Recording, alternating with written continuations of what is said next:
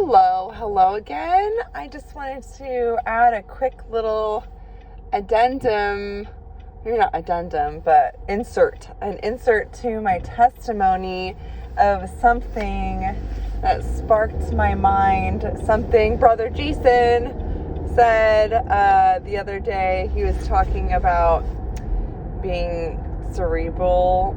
You know, you're saying it so nicely, you said it so nicely, but some people are in like their minds a little much, and sometimes it's, you know, how God kind of created people to be. That's how they're wired, and it's, you know, different personalities things. But sometimes, as you were saying, sometimes it can be maybe like a stumbling block or something to them. And anyway, part of in my testimony after I was saved, I feel like there was definitely a season in my life where I got that way. I got super like head knowledge in the Lord and like went away from the heart knowledge.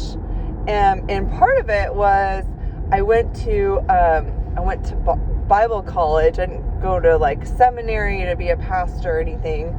It was like to finish my degree. It was like I did degree completion, and I was like, oh, might as well get it in like Bible. So it's like literally like a Bible theology degree, which, you know, is not meant to sound just like, oh, I'm so righteous, I have a Bible degree. Like a degree in Bible, let me get my pipe and puff it, and nothing like that. But some of the professors were a little bit like that. Like they had this one guy, the Lord bless him, had some just really abstract kind of idea of the Song of Solomon. And it was like, it was written by one of Solomon's wives, and this is a dream he had, and the wife is narrating the dream, and blah, blah, blah. It was like, so like, whoa. And it was so like intriguing to me. I was like, is this real? Because I was, you know, pretty new to the Bible and all, you know, especially the newer books. Like I had read a little bit of the Gospels here and there, and so I was like starting to get kind of that heady thing that some of these professors had.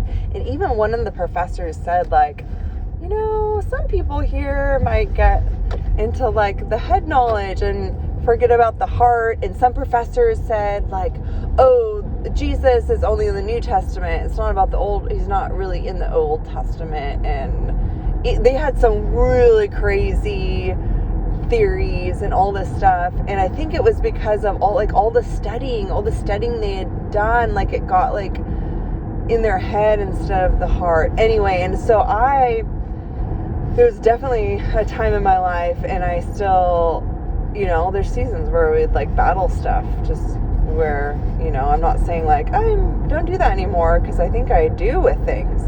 And the Lord just keeps showing me that so much is about the heart. Like man looks at the outward appearance and the scientific theology and the outward of this and that, but the Lord looks at the heart. And so anyway, that was something I wanted to add in there about, that's so true, about just the cerebral thing, and that just like we're prone to that. Like we're prone to self-righteousness, we're prone to pride, and, you know, we're prone to sin, and that's part of sin.